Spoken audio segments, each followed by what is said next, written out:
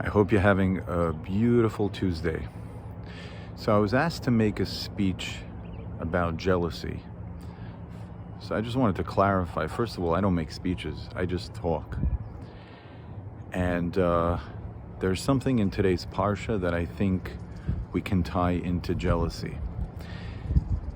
God says, don't forget where you came from, Egypt, and where you're going to, Canaan. I am God. And then the Torah goes on to mention all these different types of perverted sexual relations that are forbidden. Now, I think it's important to realize that at the very basis, the foundation of jealousy is desire. And I think God is telling us that He gives us enough within our framework of our lifestyle, both globally as well as each of us individually, that there's no need for jealousy. Now, what is the way to deal with jealousy? Now, these are not my words. I'm just repeating what different rabbis have said throughout the ages. The Rush, the Ramban, Ramchal, many others. Basically, the way to deal with jealousy is that instead of looking at somebody who has more than you, you look at somebody who has less than you. And when it comes to looking at somebody that's above you that you should desire from, you should focus on somebody that has better deeds and is more righteous and try to emulate them. So if you never really pay attention to what somebody has, but you pay attention only when somebody has less so that you can be kind and giving, you really won't fall into this trap. And it's truly a trap, because the only reality is what's in your mind and what's in front of you, what you have, what you're surviving on. If you look at others, they'll never be enough.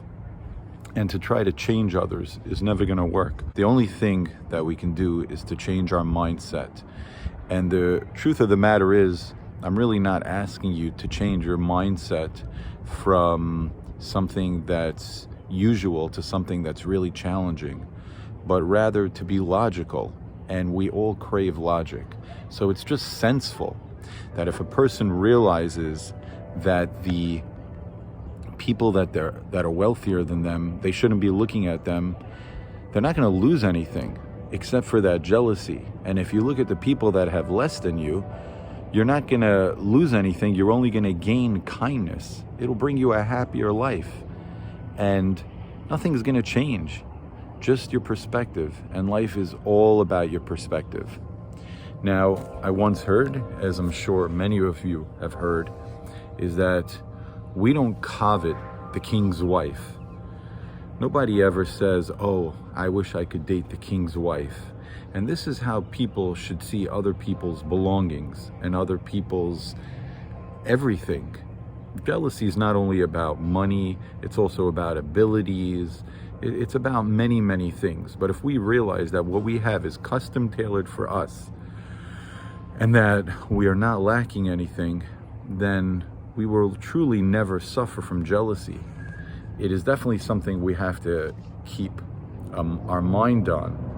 But quite honestly, we're not going to change anyone except for ourselves. And the only way to change oneself is to remember you look up at people that are better, that you can learn from. And you look down at people that have less, that you can help.